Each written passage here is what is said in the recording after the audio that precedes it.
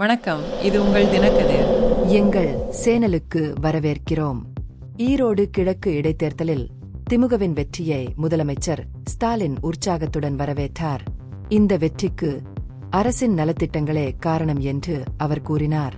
தமிழ்நாட்டில் உள்ள ஒவ்வொரு குடும்பமும் இந்த முயற்சிகளால் நேரடியாக பயனடைந்துள்ளதாகவும் மக்களின் வாழ்க்கையில் காணக்கூடிய முன்னேற்றங்களுக்கு வழிவகுத்துள்ளதாகவும் அவர் கூறினார்.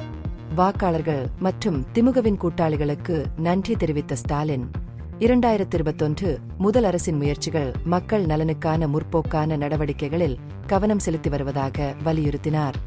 எதிர்க்கட்சிகளை நேரடியாக குறிப்பிடாமல் போட்டியாளர்களை கடுமையாக விமர்சித்த ஸ்டாலின், தேர்தலுக்கு முன்பே தங்கள் தவிர்க்க முடியாத தோல்வியை எதிர்கொண்டதாகவும் மக்களின் தீர்ப்பை எதிர்கொள்வதை விட பின்வாங்க தேர்ந்தெடுத்ததாகவும் குறிப்பிட்டார். எதிர்க்கட்சிகளின் செல்வாக்கு குறைந்து வருவதை பிரதிபலிக்கும் வகையில் இந்த பின்னடைவை தமிழ்நாடு ஏற்கனவே முன்னறிவித்திருந்தது என்று அவர் வலியுறுத்தினார். விக்கிரவாண்டி இடைத்தேர்தலில் தொடங்கி தேர்தல் களத்தில் அதிமுக இல்லாதது கட்சியை மனச்சோர்வடைய செய்த தொடர்ச்சியான தோல்விகளின் ஒரு பகுதியாகும்.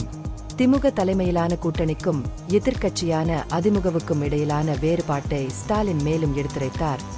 2019 முதல் திமுக தொடர்ந்து தேர்தல் வெற்றிகளை பெற்று வருகிறது. அதே நேரத்தில் அதிமுக தொடர்ச்சியான தோல்விகளை சந்தித்து வருகிறது. ஆவடியில் நடந்த பொதுக்கூட்டத்தில் உரையாற்றிய அவர், இந்த வெற்றியை பெரியாரின் மண்ணில் ஒரு குறிப்பிடத்தக்க வெற்றி என்று விவரித்தார்.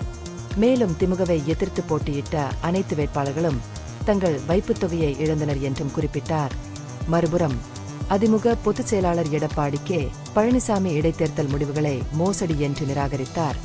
வெற்றி நியாயமற்ற வழிகளில் வடிவமைக்கப்பட்டதாக கூறினார்.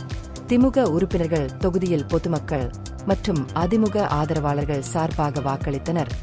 இது தேர்தல் செயல்முறையை நியாயமற்றதாக்கியது என்று அவர் குற்றம் சாட்டினார். இதற்கிடையில் தமிழ்நாடு காங்கிரஸ் கமிட்டி தலைவர் கே. செல்வப்பெருந்தகை இந்த வெற்றியை சமூக நல்லிணக்கத்தை சீர்குலைக்க முயற்சிக்கும் பிளவுபடுத்தும் மற்றும் பிற்போக்குத்தனமான சக்திகளுக்கு எதிரான வலுவான செய்தியாக விளக்கினார். சிபிஎம், சிபிஐ மற்றும் விசிகே தலைவர்களும் தேர்தல் முடிவுகளை வரவேற்று திமுகவின் வெற்றி குறித்து மகிழ்ச்சி தெரிவித்தனர். இந்த பகுப்பாய்வு நுண்ணறிவுள்ளதாக கண்டால் முக்கியமான அரசியல் முன்னேற்றங்கள் குறித்த கூடுதல் புதுப்பிப்புகளுக்கு லைக் செய்யவும், ஷேர் செய்யவும், சப்ஸ்கிரைப் செய்யும். இது உங்கள் தினக்கதிர். நன்றி.